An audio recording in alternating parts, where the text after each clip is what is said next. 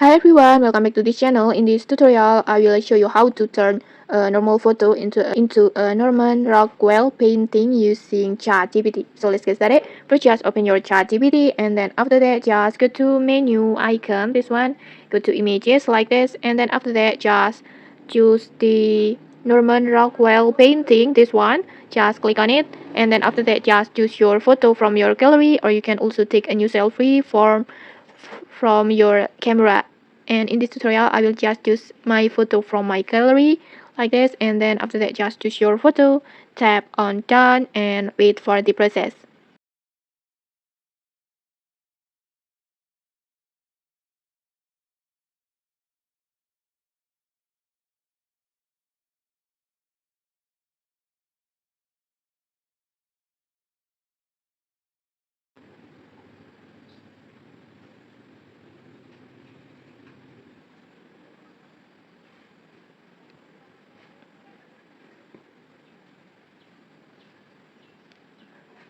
Okay, like this, your normal photo is now transformed into a Norman Rockwell styles artworks like this.